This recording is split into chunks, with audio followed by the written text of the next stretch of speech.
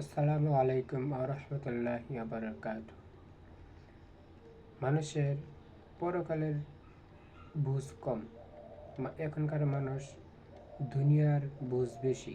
তারা এখন মানুষগুলো দুনিয়া নিয়ে বুঝে বেশি, পরকালের বুঝ একদমই কম।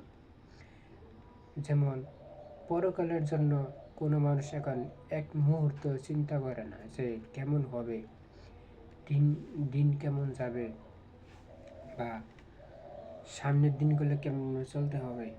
পরকালের কোনো চিন্তাই নাই মানুষের। দৈনন্দিন মানুষ মারা যাচ্ছে, আমরা শুনতাছি মাইকে অ্যালাউন্স করে, মসজিদের মাইকে ইন্না লিল্লাহি ওয়া ইন্না ইলাইহি রাজিউন প্রত্যেক দিন বা একদিন পর পরই শোনা যাচ্ছে। কি আর করার, পরকালের বুঝ না থাকলে মানুষের কতটা যে অসহায় হয়।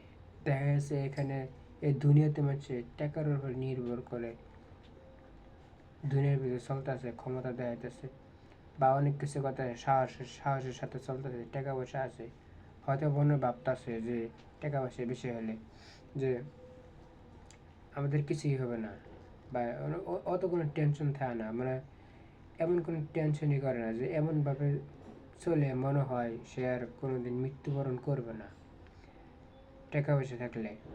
এরকম এরকমটাই মানুষ ভাবে যে পরকালের চিন্তা একদমই নাই। এই যে এখন এখন আমি শুনতেছি, এই মুহূর্তে শুনতেছি, আমি শুনতে পাচ্ছি এক জায়গায় মাইকে অ্যানাউন্স হইতেছে মৃত্যুর সংবাদ।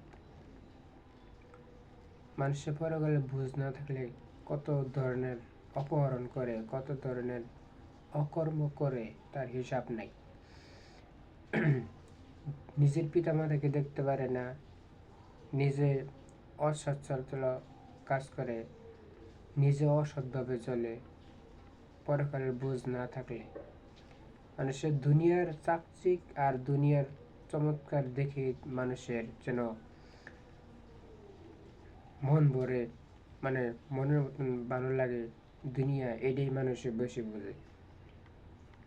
আল্লাহ তালা আমাদেরকে বোঝার, ভালো কিছু বোঝার তৌফিক দান করুক, এবং পরকালের প্রতি ভয় ভীতি থাকার তৌফিক দান করুক। আমিন।